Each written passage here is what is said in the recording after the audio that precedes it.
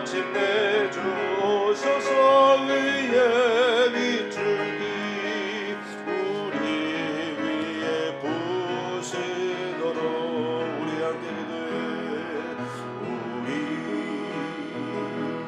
함께 기도해 주 앞에 나와 무릎 꿇고 긍휼 베푸시는 주 하늘을 향해 두 손 들고 하늘 문이 열리고 은혜의 밑줄기 이 땅 아들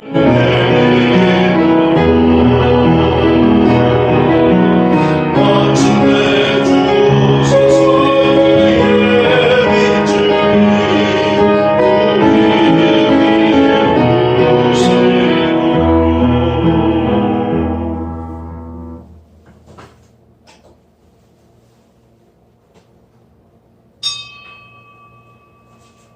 주님 이 자리에 오셔서 저희가 드리는 찬양과 영광의 선을 받아 주옵소서. 아멘. 일어나시고 27장 부르겠습니다.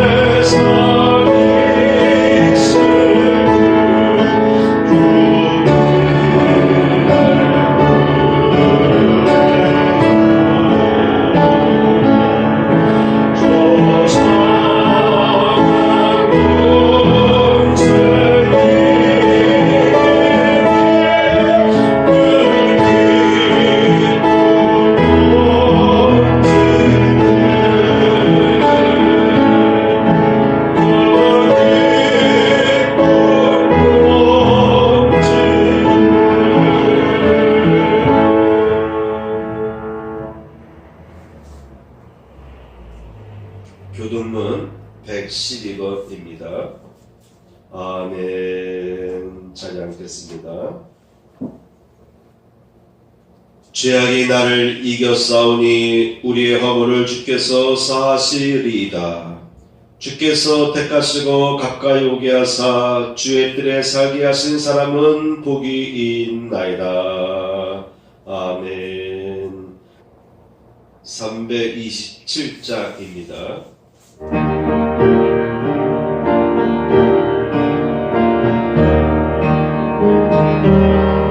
주의 주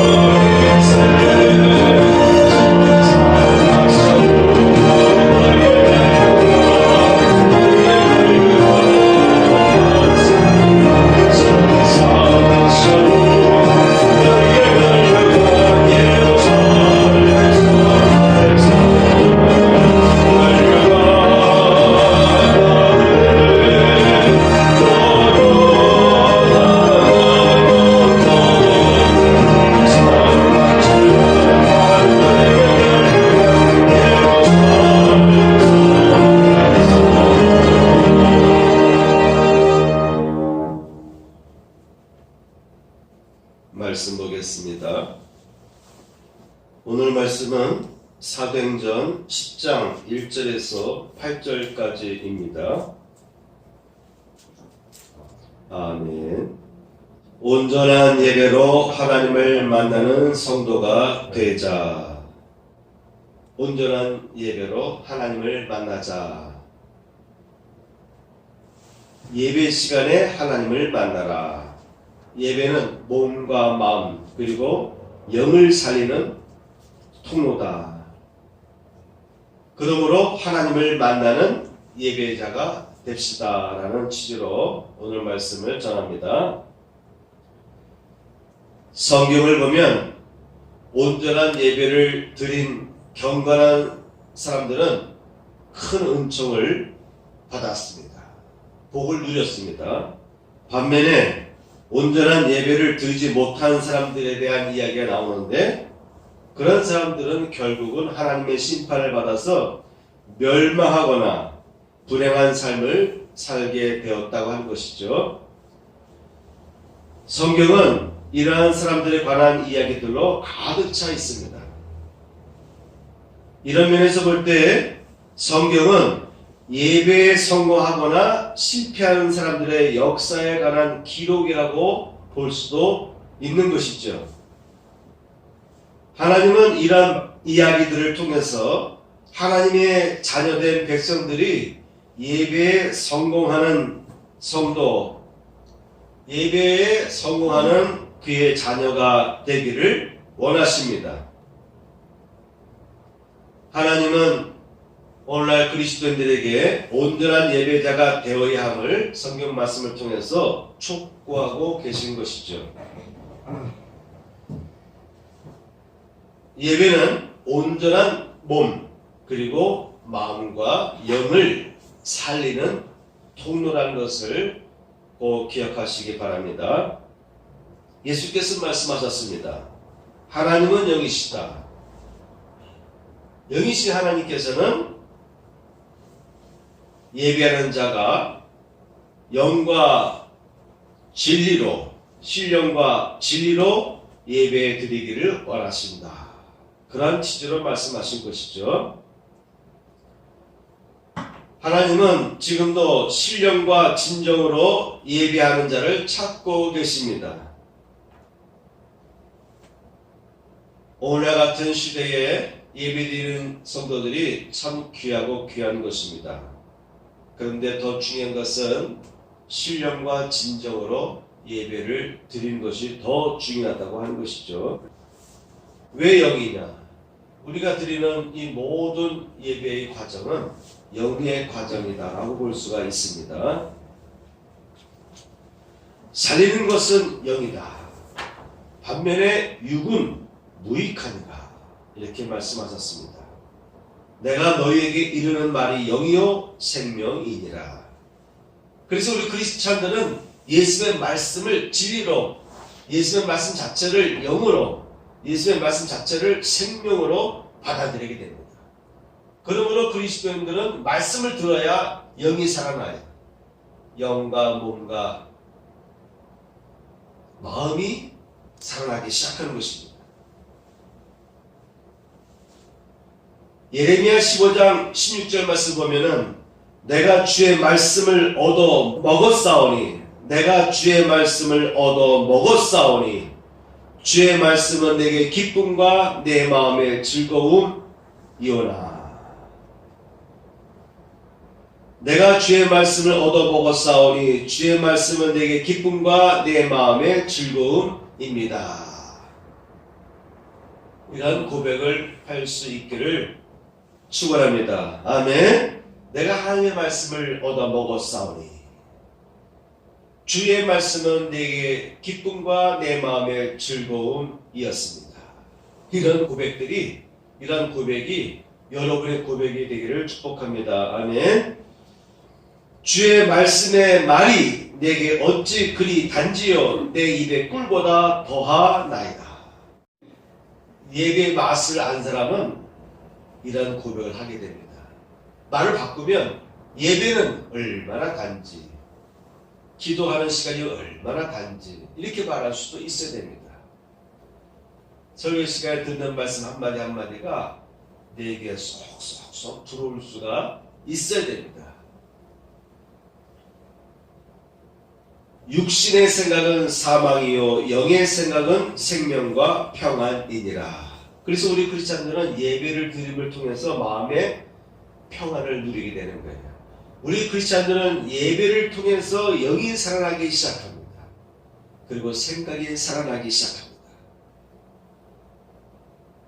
예배를 통해서 영적인 은혜의 시간에 들어가기 때문에 우리의 생각이 살아나고 우리의 영이 살아나고 우리의 몸도 살아나기 시작합니다. 그래서 우리의 마음속에서는 평안이 임하기 시작하는 것이죠. 예배는 하나님을 경배하며 만나는 것입니다. 예배는 하나님을 만나는 것이죠. 따라서 오늘은 하나님께서 기쁘시게 받으시는 예배에 관하여 응답을 잘 받는 예배, 치유받을 수 있는 예배, 복을 받을 수 있는 예배, 은혜가 넘치는 예배자가 되기를 바라는 마음으로 함께 말씀을 살펴보겠습니다. 첫 번째입니다. 온전한 예배에 성공하거나 실패한 사람들에 관해서 살펴보겠습니다. 첫 번째, 대표적으로 카인과 아벨에 대한 이야기를 들 수가 있습니다. 카인과 아벨의 인생이 확 달라졌어요. 같이 자라서 같이 세상 일을 하고 그들의 인생을 살아가는 과정에서 어느 순간에 이 두 형제의 운명이 확 달라집니다. 그것은 바로 예배에서 그들의 운명이 갈라졌다고 하는 것이죠. 아벨은 하나님께서 받으실 만한 예배를 드리는 사람입니다. 반면에 카인은 하나님께서 받으시기에 합당하지 못한 점들을 안고서 예배 행위를 했다라고 하는 것입니다. 그러므로 여러분, 예배를 드리는 것도 대단히 중요한 것입니다. 두 번째, 에녹은 항상 하나님과 동행하는 삶을 살았다라고 성경은 기록하고 있습니다. 하나님을 늘 만나는 사람, 예배 속에 하나님을 늘 경험하는 사람, 예배 속에서 예수의 말씀이 내 안에 들어와서 내 심령을 변화시키는 사람, 그런 사람은 항상 세상에 나가서도 예수와 함께 살아가는 거예요. 여러분 삶의 현장에서도 항상 예수님이 떠나지는 않습니다. 내 안에 항상 예수님께서 거하고 계세요. 자주 예수님을 묵상하고 예수님과 대화하고 예수님의 제자로서의 삶을 살기 위해서 노력하게 되는 것이죠. 그런 삶이 바로 항상 주님과 동행하는 삶이다라고 볼 수가 있습니다. 세 번째입니다. 아브라함과 이삭과 야곱에 대한 이야기를 보게 되면 이들의 공통적인 것은 바로 제사를 드리는 것이었어요. 가는 곳마다 제일 먼저 제단을 쌓았다라고 성경은 기록하고 있습니다. 어딜 가든지 가는 곳마다 제일 먼저 내가 오늘 여기서 묵어야 되겠다, 여기 내가 당분간 정착해야 되겠다라고 하면 아브라함은 제일 먼저, 이삭도 제일 먼저 둘러보면서 하나님께 예배드릴 곳을 찾는 거예요.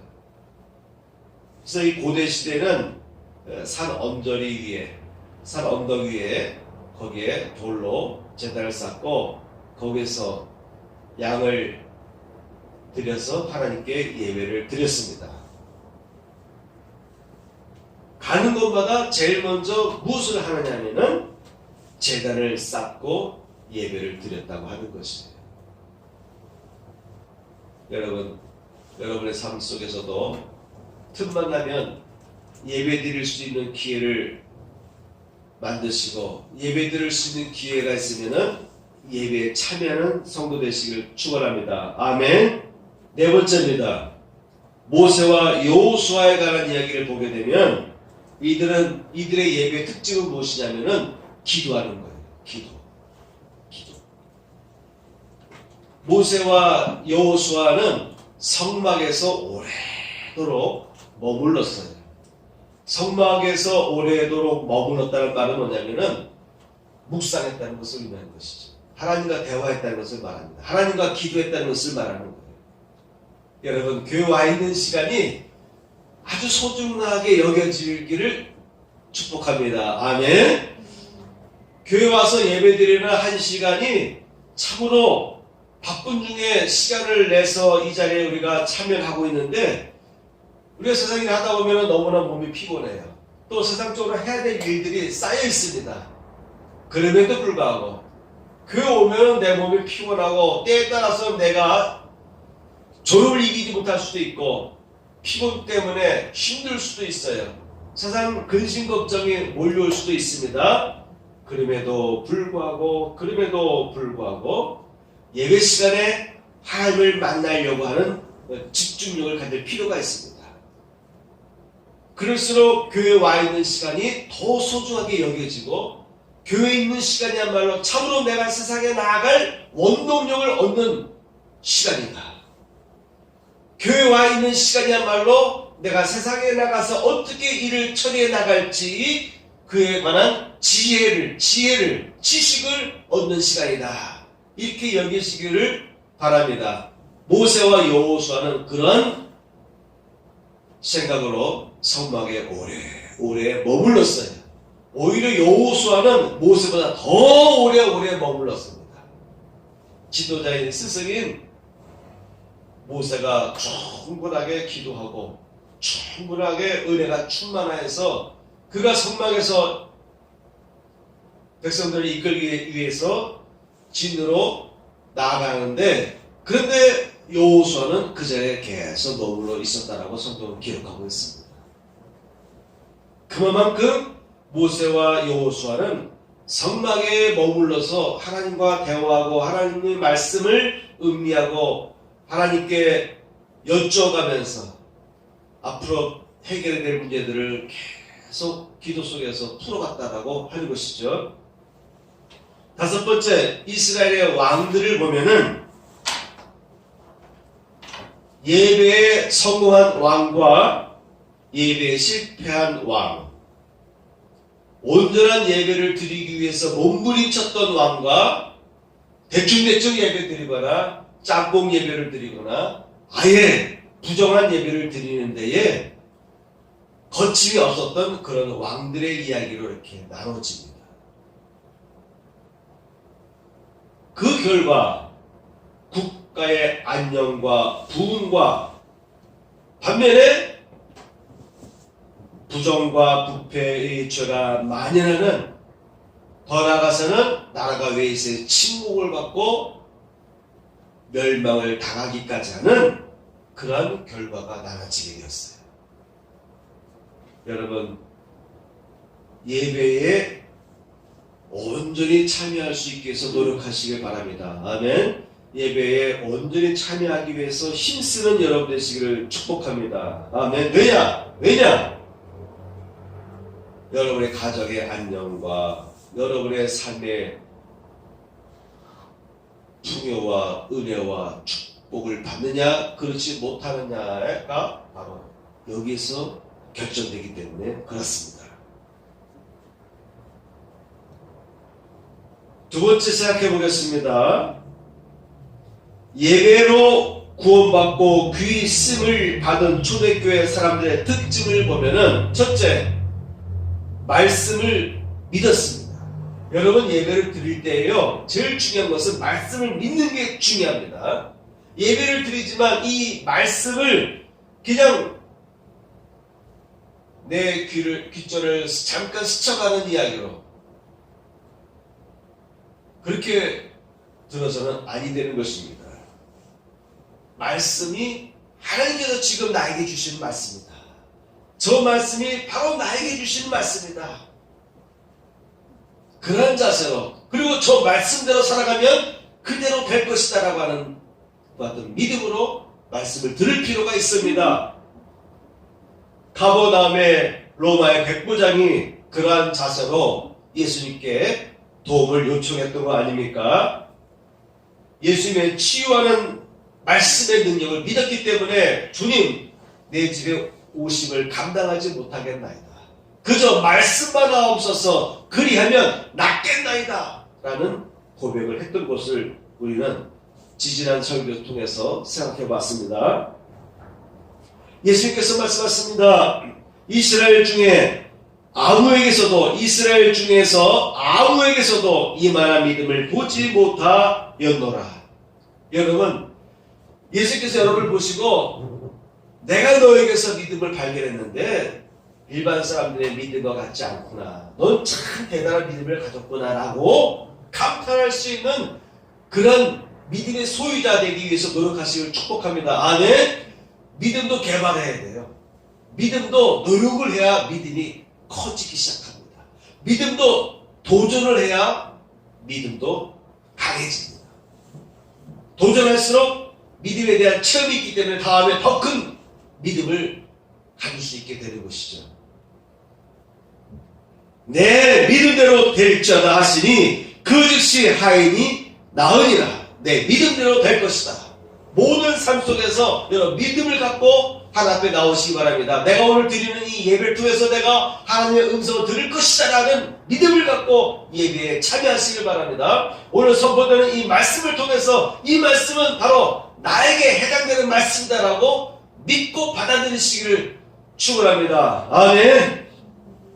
두 번째, 하나님을 경외하는 자들이었습니다. 예배를 드리는데 특히 두 번째는 하나님을 경외하는 자로 널리 알려졌다라고 하는 것입니다. 여러분, 예배는 내 마음으로만 드리면 돼 라는 생각에 빠질 수가 있어요. 크리스찬 중에 그런 사람들이 많이 있습니다. 내 마음에 하나님이 계셔. 하나님은 중심을 보시지. 이렇게 성경적인 말씀을 끄집어내서 그렇게 이야기하는 분들이 있습니다. 그 말은 맞습니다.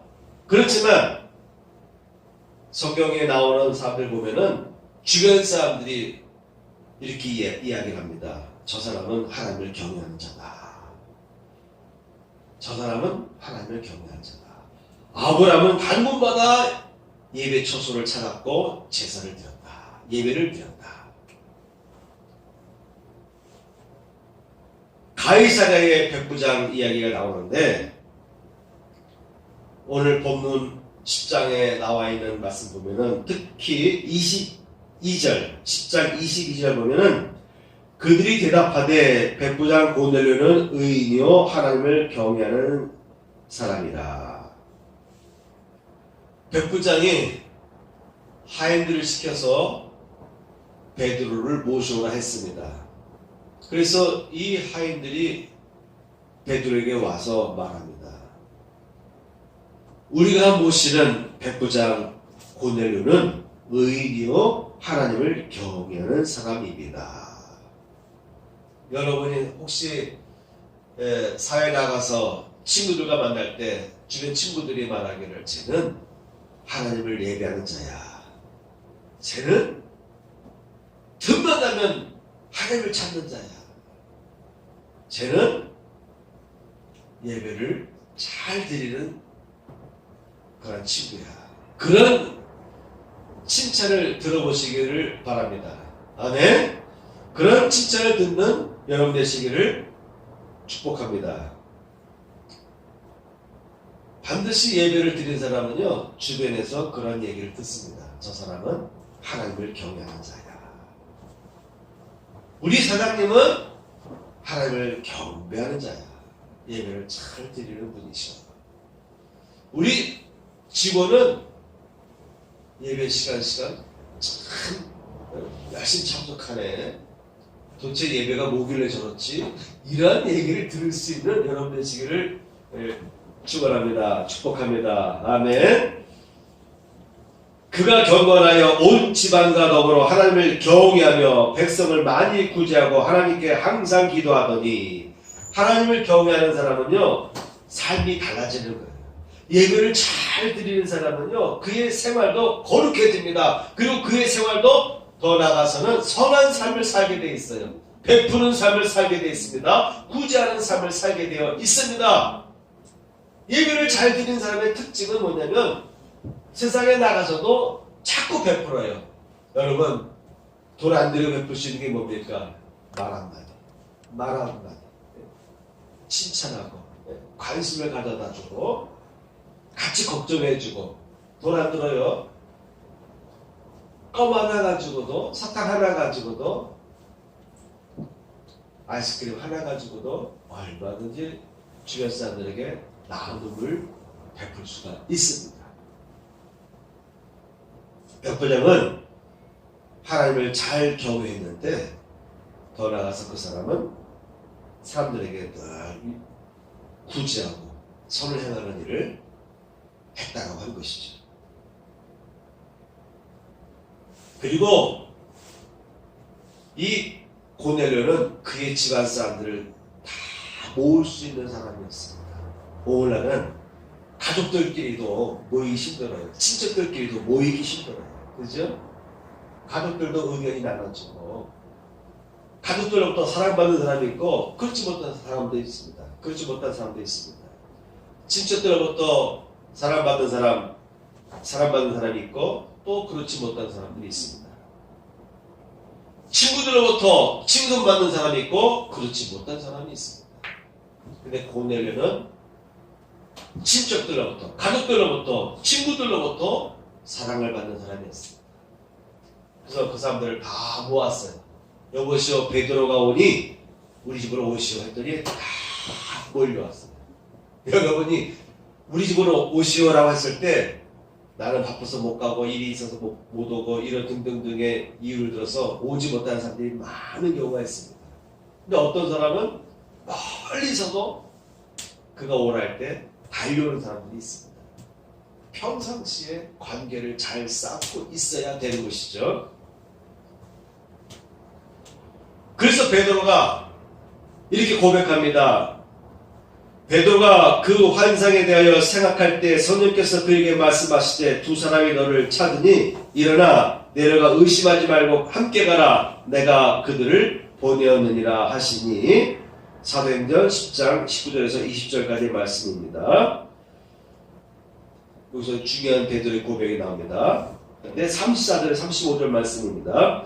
베드로가 입을 열어 말하되 내가 참으로 하나님은 사람의 외모를 보지 아니하시고 각 나라 중 하나님을 경외하며 의를 행하는 사람은 다 받으시는 줄 깨달았도다. 하나님을 경외하며 의를 행하는 사람은 하나님께서 다 받으시는 것을 내가 깨달았다. 핵심이 무엇이죠? 하나님을 경외하는 사람.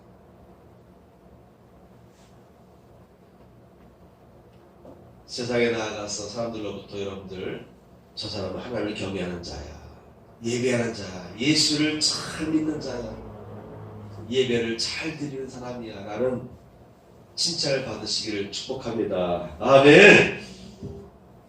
두 번째는 빌립보에 루디아와 그리고 간수가 있습니다. 이들도 보면은 공통적으로 보면은요, 루디아는 역시 하나님을 잘 경외하는 사람이었습니다. 그래서 사도 바울이 와서 말씀을 전할 때 말씀을 잘 경청했어요. 여러분 예배를 잘 드리는 특징이 뭐냐면요, 말씀을 잘 듣는 것입니다. 루디아는 바로 그와 같은 자세를 갖고 있었기 때문에 사도 바울의 말씀을 받아들일 수가 있었던 것입니다. 여러분 말씀을 잘 경청하시고 말씀을 잘 음미하면서 들을 수 있는 여러분 되시기를 축복합니다. 아멘. 이들은 사도 바울에게 자신의 가족들을, 온 가족을 다 데리고 와서 같이 세례를 받았어요. 루디아의 경우는 그의 친척들, 그의 직원들까지 다 모이게 해서 함께 세례를 받았습니다. 가이사랴의 고넬료도 마찬가지입니다. 온 사람들을 다 불러모았습니다. 친구들과 가족들을 다 불러모아서 베드로의 설교를 듣게 했고 그때 성령이 임하니 베드로가 그들에게 세례를 베풀었습니다. 고린도에는 회당장 그리스보라는 사람이 있었습니다. 회당장 그리스보가 온 지방과 더불어 주를 믿으며 수많은 고린도 사람도 듣고 믿어 세례를 받더라. 이분들의 특징을 보면은 온 집안과 더불어, 온 집안과 더불어 내 가족뿐만 아니라 나의 형제들, 나의 조카들, 이런 분들까지 다 더불어서 예수님을 믿었다라고 하는 것입니다. 이와 같이 믿는 사람의 특징이 있어요. 하나님을 잘 경외하는 사람은요, 가정에서도 인정을 받아요. 친척들 중에서도 인정을 받아야 됩니다. 그리고 사회에서도, 직장에서도, 친구들과의 관계 속에서도 적어도 신앙적인 점에 있어서 인정을 받아야 될 줄 압니다. 아멘. 데살로니가에도 이런 사람들이 있습니다. 그 중에 어떤 사람, 곧 경건한 헬라인의 큰 무리와 적지 않은 그 부인도 고난을 받고 바울과 실라를 따르나. 많은 사람들이 있지만 다 똑같이 사도 바울의 설교를 듣지만, 유독 사도 바울의 설교를 듣고 예수를 영접한 사람들의 특징을 보게 되면요, 루디아 같은 경우는 보면은, 빌립보 루디아도 보면은 사도 바울의 이야기를 잘 듣습니다. 같이 여러 여인들과 같이 우물가에서 빨래도 하면서 있다가 사도 바울을 만났을 때 사도 바울의 설교를 듣고 사도 바울의 전도를 듣고 복음을 듣고 받아들인 사람은 루디아 한 사람인 것이죠. 다 그런 것이 아니에요. 헬라의 경우도 보니까 경건한 헬라인의 큰 무리가 사도 바울의 설교를 듣고 믿기 시작했다라고 하는 것입니다. 경건한. 이방인 중에도 하나님을 믿고 살아가는 사람들이 있었어요. 하나님을 제대로 믿고 살아가는 사람들은요, 복음을 접하게 되면 예수를 영접하게 되는 거예요. 바리새인이라 할지라도, 서기관이라 할지라도, 제사장이라 할지라도 그들이 경건했던 사람은요, 예수의 말씀을 받아들였습니다. 마지막, 말씀을 깊이 생각하는 베레아 사람들이 있었습니다.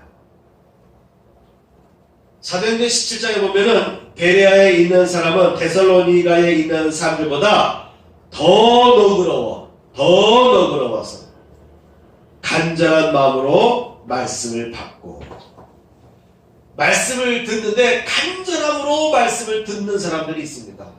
바로 베레아에 있는 사람들입니다. 베레아 지역에 오기 전에 데살로니가에서 복음을 전했을 때에 경건한 헬라인이 말씀을 많이 받아들이기 시작했습니다. 그런데 그 다음 장소인 베레아에서는요, 더 많은 사람이 예수님을 영접하기 시작합니다. 그들의 특징은 간절한 마음으로 말씀을 받았다라고 하는 것입니다. 예배를 드리더라도 예배를 온전히 드리는 방법 중에는요, 말씀을 간절히, 모세와 여호수아처럼 하나님의 성전에 있는 그 자체가 너무 귀하고 너무 소중한 거예요. 이 문제를 내가 교회에서 예배 시간에 풀지 못하면 내가 세상에 나갈 수 없다는 자세를 가지고 모세와 여호수아는 성막에 계속 머무르면서 하나님 응답해 주세요, 가르쳐 주세요, 응답 받을 때까지, 확신이 올 때까지 성전에 머물렀습니다. 베레아의 사람들은 말씀을 간절히 사모하는 마음, 가버나움의 백부장은 주님의 말씀을 온전히 믿는 마음, 그런 자세로 우리가 주님 앞에 나와야 됩니다. 그런 자세로 예배를 드릴 수가 있어야 되는 것이죠. 그런 예배가 온전한 예배다. 그런 온전한 예배를 드리기 위해서 힘쓰고 노력하고 자꾸 한 步 한 步 나아가게 되면요, 어떤 일이 벌어지냐면은 주님께서 말씀했어요. 이 세상에서도 복을 받는다.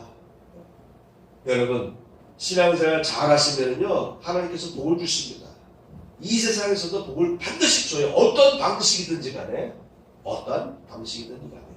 자녀의 복을 주시든지 간에, 여러분 삶 속에서 문제가 풀리는 문제, 여러분 삶 속에서, 여러분의 인생 속에서 어려움을 당할 때 그때마다 주님께서 여러분을 붙잡아 주시고 여러분과 함께 동행하시고 해결 안 되는 문제를 해결되게 만들어 주시고 뚫어 주시고,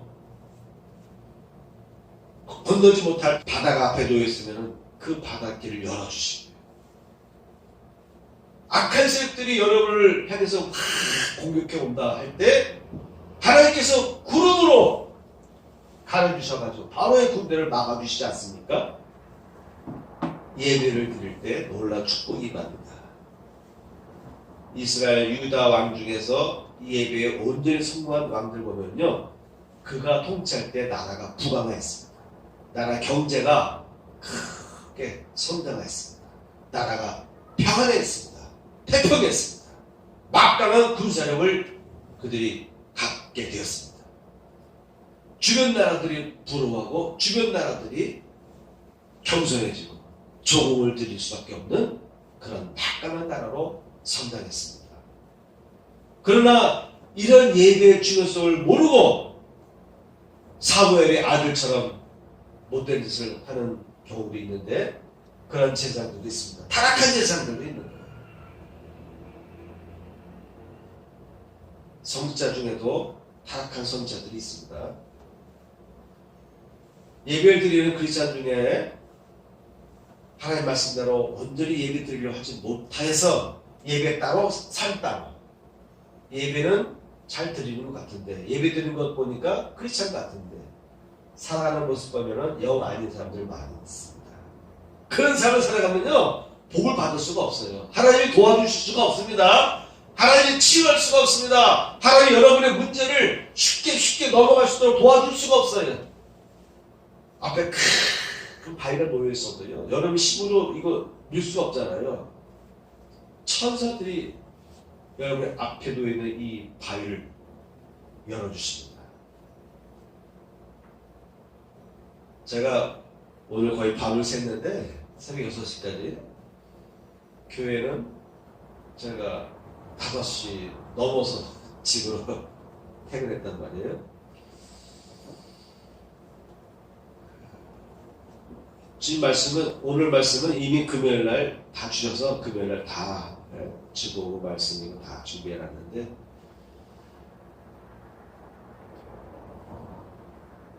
여러분 오늘 현관 들어올 때 뭐가 있었어요? 앞으로 발 조심하기만 합니다. 모기장을 설치했어요. 우리 이성희 집사 거기도 모기장 설치한 김에 우리 교회 현관에 설치해야 되겠다 생각해서 어디 설치했는데, 설치해야 되겠다라는 생각은 있는데 당연히 설치해야겠죠. 제가 금요일날 토요일날 이렇게 밤늦게까지 있다 보면요 모기가 얼마나 무는지 몰라요. 이제 안 되겠다. 코로나 시대고 모기도 물리면 안 좋으니까, 또 교회에도 이렇게 자꾸 창문을 열어야 되니까 벌이 들어올 수도 있고 뭐 파리도 들어오고 모기들도 나가니까 현관에 설치해야 되겠다. 당위성이 있었어요. 근데 이상하게 며칠 동안 마음이 되게 무거워. 이거 아무것도 아닌데? 제 평상시에 이런 스타일마다 이건 얼마든지 쉽게 설치할 수 있는 건데 이상하게 무겁더라고요. 어제 물건 도착해서 뜯었는데 아무것도 아닌 것인데 어렵더라고요. 어려워. 조립까지 다 했는데 부품들이 보니까 잠금장치가 있는데, 내가 이 판매자한테 전화해보니까 판매자도 지킬 대답을 못해. 모기장 종류가 20가지 넘는데, 그러니까 20가지가 넘는 모기장 종류가 있는데, 그러니까 여러 가지 부품들 다르겠죠. 저도 이거 뭐 자석으로 잠그는가 했더니 자석이 아니더라고요. 걸쇠가 걸리는 거예요. 근데 마지막 제가 6시 반인가 7시쯤에 도저히 방법을 모르겠어가지고 전화했더니 내가 지금 장거리로 가는 중인데 동영상 보내줄게 해도 동영상 안 보내왔어. 내가 군이 하다가 이렇게 하다가 고민하고 궁리하다가 결국은 원리를 알았어요. 겨우 장난치를 연결했고, 또 실리콘을 쏘는데 보니까 이 크기 하도 많아가지고 실리콘 쏘느라고 한참 시간을 내가 소비했어요. 워낙 성격이 꼼꼼한 데다가 또 기술은 부족하니까 열심히 취하다 보니까 시간이 많이 갔어요. 그러고 나서 다시 이제 예배 준비를 싹 해놓고 제가 퇴근했는데, 요 얘기는 제가 이제 앞으로 여러분들 현관 들어오실 때 발 조심하라고 제가 얘기하는 겁니다. 이거는 보니까 철제가 바닥에 있는데 이게 알루미늄이에요. 근데 발로 이렇게 밟으면 좀 부러지겠더라고요. 그래서 그거 좀 조심하시고, 교회를 위해서 좀 더 온전한 예배를 마음 편하게 드리는 예배를 드리기 위해서는 진작 모기장을 설치했어야 되는데 오늘 새벽에서야 설치를 완료했습니다. 자, 여기서 제가 한 가지만 얘기하고 마칠게요. 이걸 조립하면서 느낀 것이 있는데 이거 아무것도 아니잖아요. 모기장이 아무것도 아닙니다. 근데 설치하다 보니까 아주 놀라운 걸 깨달았어요. 야, 이래서 공학이 필요하구나. 아무것도 아닌 모기장인데도요, 그 속에 이렇게 모기가 들어오지 못하도록 이렇게 털 박혀 있는 게 있거든요. 난 이걸 무슨 본드로 바르는 줄 알았어요. 접착제를 붙이는 줄 알았더니 아니에요. 쑥 들어가고 쑥 빠져요. 이게 어떻게 쑥 들어가고 쑥 빠지지? 이렇게 보니까 그 털도 바닥에 이렇게 뻣뻣한 것으로 이렇게 띠로 이렇게 돼 있더라고요. 근데 그 뻣뻣한 그 얇은 1mm도 안 되는 그 밑에 부분이 그 샤시 안에 또 그것이 들어갈 수 있는 공간이 있더라고. 그래서 골로 집어넣으면 쑥쑥쑥쑥 들어가고 빠지고, 근데 절대 위아래는 안 빠지고 그 레일 공간이 들어가고 아주 미세한 공간에 그 털 밑부분이 딱 껴지면 밀면 툭툭 들어가고 빠지게 돼 있더라고. 야, 이 아무것도 아닌 이 알루미늄 가느다란 이 샤시 속에도 여러 가지 기능을 위해서 구부리고 이것도 누군가는 이 레일을 만들 때 머리를 많이 썼구나. 하물며 여러분 자동차, TV 이런 것들 보면 다 과학자들이, 공학도들이 철저하게 계산을 해가지고 만드는 거 아니겠습니까? 과학적인 공학적. 그래서 공학 그런 것 같아요. 그런데 문제는 그런 복잡한 기능들을 완벽하게 한 치수에 오차도 없이 만들어야만 모든 게 다 가능해요. 저는 그 현관 모기장도 정확한 그 치수가 재져야만이 작동될 수 있는 것입니다. 그런데 더 복잡한 그 기계들을 우리 인간이 만들었는데 우리의 마음은 어떻습니까? 우리의 마음은 종잡을 수가 없습니다. 모든 기계는 정확한 설계에 의해서 들어가고 나가고 껴지고 맞춰지는데 작동되는데 사람은 그렇지 못해요. 사람은 그렇지 못하다라는 것입니다. 하나님께서 우리를 향하는 기대감이 있습니다. 아름다운 그의 백성으로, 그의 자녀로, 하나님의 신의 자녀로 살아가기를 원하는데 그렇지 못하는 거예요.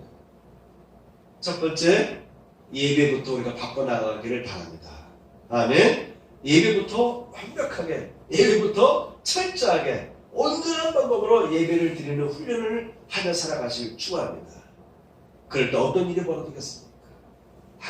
현관 모기장도 정확한 각도에서 구부러지고 그 가이다는 틈 속에도 들어갈 수 있는 그 공간들이, 롤 들어갈 수 있는 공간들이 있는데 그래야 작동이 되는데 우리는 예배를 어떻게 드릴까요? 신앙생활 어떻게 할까요? 어떻게 보면 엉망으로 신앙생활 할 때가 많습니다. 정상적으로 신앙생활 하지 않을 때가 너무나 많아요. 그게 참 놀라운 거예요. 우리 인간이 만들어내는 모든 기계들은 철저한 과학적으로 한치 오차도 없이 만들어서 모든 것이 작동되는데, 그런데 사람은 하나님께서 기대하신, 하나님께서 원하신, 만드신 창조의 원리대로 살아가지 않는다고 하는 것입니다. 하나님 앞에 바로 서기 위해서 첫 번째 예배를 온전히 드리는 데서부터 출발하시기를 축원합니다. 아멘. 예배에 성공할 때 놀라운 축복이 임합니다. 여러분의 삶에 놀라운 축복이 임합니다. 여러분 혹시 문제가 안 풀립니까? 그때 예배를 더 온전히 드리기 위해서 힘쓰시기를 축복합니다. 아멘. 문제가 막힐 때, 뭔가 참 어려움이 다가올 때일수록 여러분 예배를 회복하고 예배를 더 온전히 드리기 위해서 힘쓰시길 바랍니다. 그러면 문제는 해결됩니다. 찬양하겠습니다.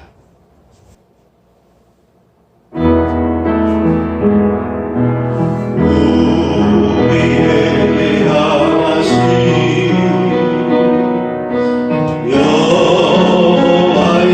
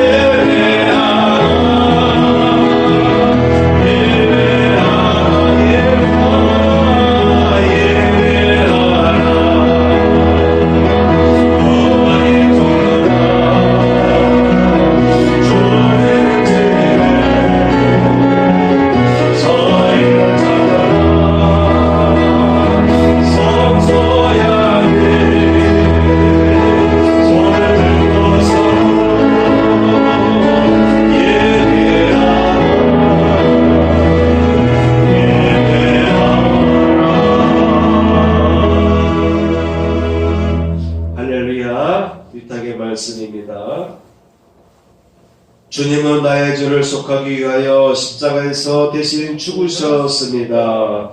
주여 내 죄가 사하여졌습니다.